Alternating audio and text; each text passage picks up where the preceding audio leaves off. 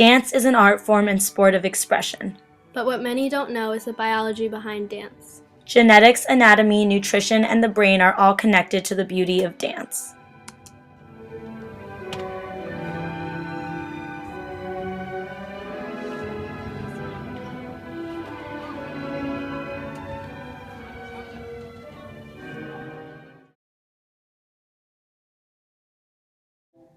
Every body is different, and two genetic traits that are especially important in dance are flexibility and nice feet.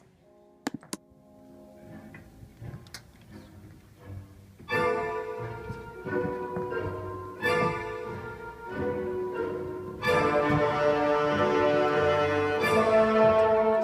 dancers are going to progress further in the company? Well, it has a lot to do with like commitment and the way they come prepared for class, and some of them are more advanced than others with their bodies and how they respond to choreography and different. Yeah. So in terms of flexibility, like some kids are naturally more flexible than others, and I know that Grace Castles, and she was a student of yours when she was younger. So could you tell that she was going to progress faster than other people? Yes. So Grace Castles, I taught her when she was around 11, and she had only had about a year of dance training before she came to me, and I recognized immediately right away that she was going to be special because of her flexibility, the way she caught on quick to choreography, and her commitment. Most stretching exercises are devoted to causing your muscles to relax in order to lengthen. Muscles don't actually get longer, their cells just stop contracting. There is something of genetic luck in how elastic your connective tissue is, but beyond that, exercise stretching will help lengthen your connective tissue and muscles. A dancer can work on their flexibility by doing different stretches. For example, the lunge stretch stretches the thigh and calf muscles in order to improve one's split. Good feet is the genetic luck of having a high arch in your foot. For ballet, and especially for pointe, your technique and strength is already more advanced if you have good feet than if you don't.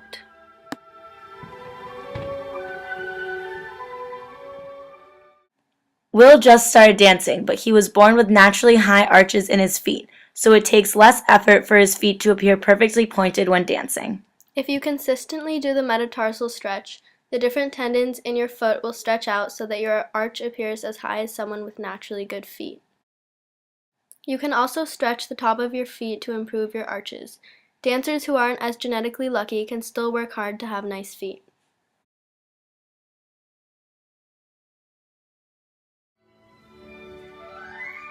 The most difficult thing about ballet is mastering the technique, then getting on stage and performing as though it is the easiest thing in the world. Ballet morphs your body through constant exercises and stretches, but the commitment always pays off.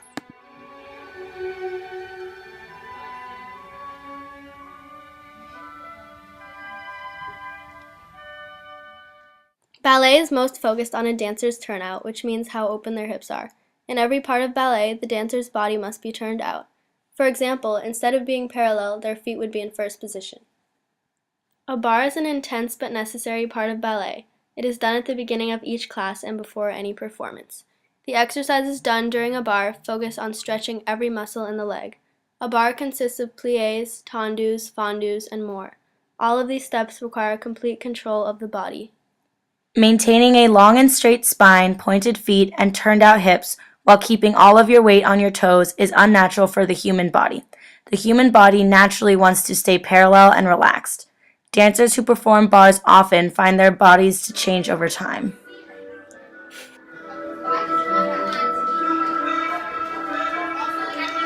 When did you start to dance? I started last year.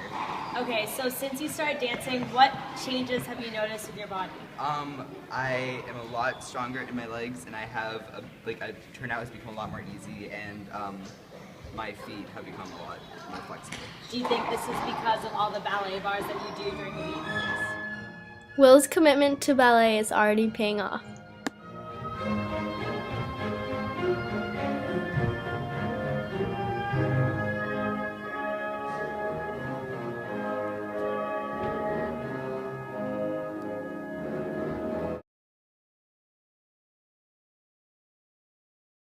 In order for a dancer to perform at their best, they must eat balanced meals with the correct amount of nutrients.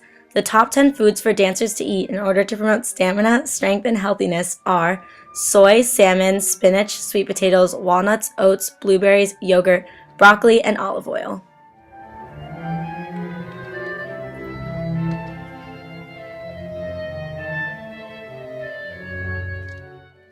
Here's a plate full of very important foods that provide dancers with the vitamins, proteins, and fiber that they need to last them through any class or performance.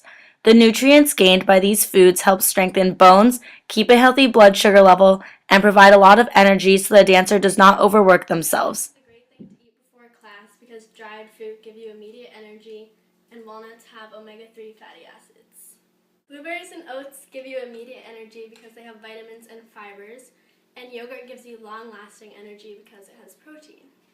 This dish is the perfect example of what a dancer could eat for breakfast or before class because it includes 3 of the different types of energy that a dancer needs, including oats, blueberries, and yogurt. The deal with amino acids are that your body doesn't produce all the ones that you need, which is why we have to consume them. And tofu only provides a couple of them. So in order to complete the protein, you should eat something like whole wheat bread, because that supplies the rest of the amino acids that your body needs. It's always important for a dancer to eat their vegetables.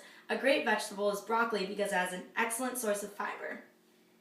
A great thing for a dancer to eat is spinach because it has so much vitamin C and vitamin E. And a great thing to go along with spinach is olive oil because it's a really good version of a healthy unsaturated fat. Eating right gives every dancer a perfect amount of stamina.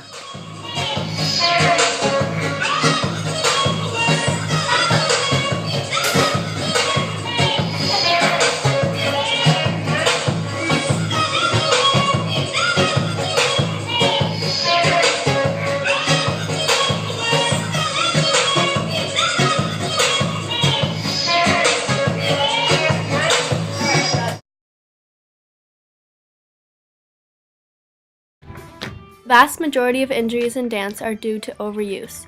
Most injuries occur in the foot, ankle, lower leg, low back, and hip. The range of injuries for a dancer includes stress fracture, tendon injuries, sprains, and strains.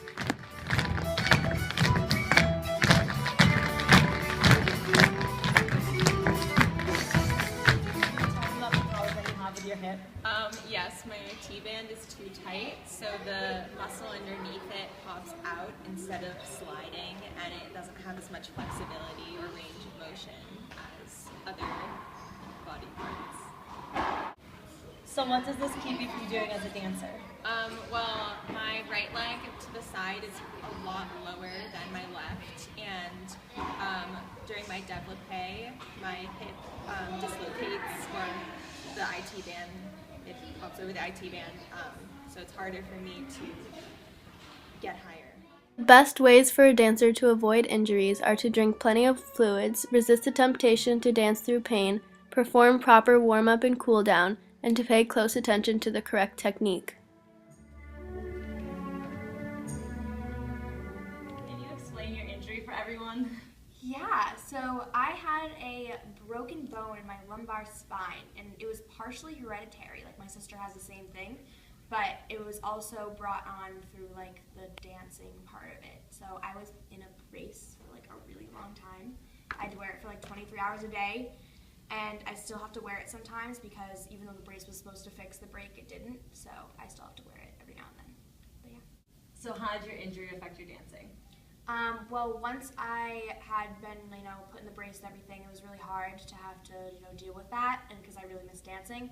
But once coming back, it was also really difficult because I had to regain my strength and really get back into it after having not danced for several months. Maddie's injury is not uncommon among dancers.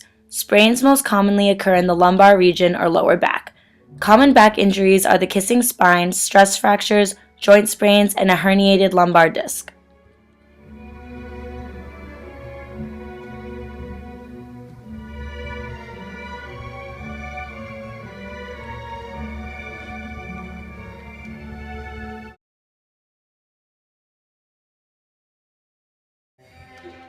A recent study has shown that babies as young as 5 months old are able to move to a beat. Scientists still aren't sure why humans have this innate ability. Even our closest cousins, chimpanzees, don't move to the beat of music. Neither do other mammals who have evolved alongside us for millions of years. Scientists think that our ability to dance may have evolved as a byproduct of our ability to mimic sounds, an ability shared by humans, cockatoos, and parrots. Studies have shown that dance is a way to express emotion. People can easily identify the mood regardless of the language barrier. When comparing the DNA of dancers with DNA of non-dancers, studies show that dancers share 2 genes associated with having good social skills. Dancers also have higher levels of serotonin, which increases happiness.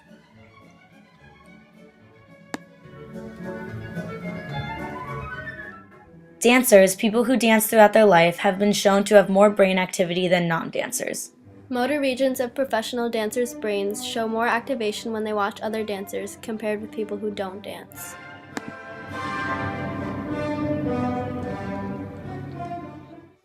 Dancers have improved muscle memory because they blend cerebral and cognitive thought processes with muscle memory. Over time, dancers can become less dizzy than the average human because their cerebral cortex becomes less responsive as the dancer's brain trains itself to avoid dizziness.